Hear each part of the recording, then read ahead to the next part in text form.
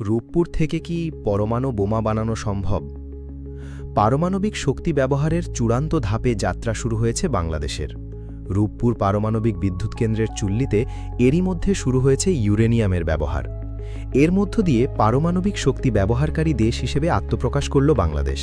কিন্তু এই খবর আসার পর থেকেই অনেকের মনে একটি প্রশ্ন উকি দিচ্ছে, এই ইউরেনিয়াম দিয়ে কি পরমাণু অস্ত্র বা বোমা বানানো সম্ভব? রূপপুরের এই প্রযুক্তি কি চাইলেই যুদ্ধের কাজে ব্যবহার করা যাবে? আজ আমরা সহজ ভাষায় এই প্রশ্নেরই উত্তর খুঁজব। ইউরেনিয়াম কি? পারমাণবিক বিদ্যুৎ কেন্দ্র বা বোমা দুটি তৈরি করতেই প্রয়োজন ইউরেনিয়াম। প্রকৃতি থেকে আমরা যে ইউরেনিয়াম পাই এতে মূলত দুটি আইসোটোপ থেকে, U-238 এবং U-235।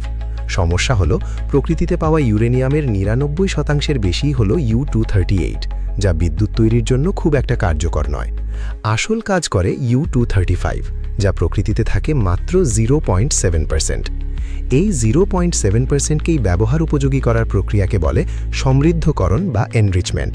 সেন্ট্রিফিউজ নামের যন্ত্রে ইউরেনিয়াম গ্যাসকে প্রচণ্ড গতিতে ঘোরানো হয়। যেহেতু U-235 হালকা, তাই ঘূর্ণনের ফলে এটি আলাদা হয়ে যায় এবং এভাবে এর ঘনত্ব বাড়ানো হয়। বিদ্যুৎ বনাম বোমা, পার্থক্য কোথায়? মূলত সমৃদ্ধকরণের মাত্রা নির্ধারণ করে দেয় আপনি ঘরে আলো জ্বালাবেন নাকি কোনো শহর ধ্বংস করবেন। রূপপুরের মতো বাণিজ্যিক বিদ্যুৎ কেন্দ্রে ইউরেনিয়াম সমৃদ্ধ করা হয় মাত্র 3 থেকে 5%। এই মাত্রার ইউরেনিয়াম দিয়ে একটি নিয়ন্ত্রিত চেইন রিঅ্যাকশন চালানো সম্ভব, যা থেকে বছরের পর বছর তাপ এবং বিদ্যুৎ পাওয়া যাবে। কিন্তু এটি দিয়ে কোনোভাবেই বিস্ফোরণ ঘটানো বা বোমা বানানো সম্ভব নয়। গবেষণা রিঅ্যাক্টরের জন্য সমৃদ্ধকরণের মাত্রা 20% পর্যন্ত হতে পারে, আর একটি পারমাণবিক বোমা বানাতে হলে ইউরেনিয়ামকে সাধারণত 90% পর্যন্ত সমৃদ্ধ করতে হয়। একে বলা হয় ওয়েপেন গ্রেড বা অস্ত্র মানের ইউরেনিয়াম। 5% থেকে 90% পৌঁছানোর ব্যবধান আকাশ পাতাল। রূপপুরের জন্য যে জ্বালানি রাশিয়া থেকে আনা হয়েছে তা কেবল বিদ্যুৎ তৈরির উপযোগী করেই বানানো। রূপপুরে আসলে কি ঘটবে?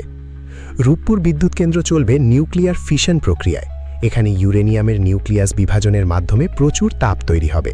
সেই তাপে পানি বাষ্প হয়ে টারবাইন ঘোরাবে এবং বিদ্যুৎ তৈরি হবে। এটি একটি অত্যন্ত ধীর এবং কঠোরভাবে নিয়ন্ত্রিত প্রক্রিয়া। অন্যদিকে বোমার ক্ষেত্রে লক্ষ্য থাকে 1 সেকেন্ডের ক্ষুদ্র ভগ্নাংশে সব শক্তি নির্গত করা। রূপপুরের চুল্লিতে সেই প্রযুক্তি বা পরিবেশের কোনোটিই নেই। এছাড়া আছে কঠোর আন্তর্জাতিক নিয়ম। রূপপুর প্রকল্প পরিচালিত হচ্ছে আন্তর্জাতিক পারমাণবিক শক্তি সংস্থা বা IAEA এর কড়া নজরদারিতে। রাশিয়া থেকে আসা প্রতিটি ফুয়েল রড এবং ইউরেনিয়ামের হিসাব রাখা হয়। বাংলাদেশ এই ইউরেনিয়ামের বেসামরিক ব্যবহারের জন্য চুক্তিবদ্ধ, ফলে এখান থেকে প্রযুক্তি বা জ্বালানি সরিয়ে গোপনে অস্ত্র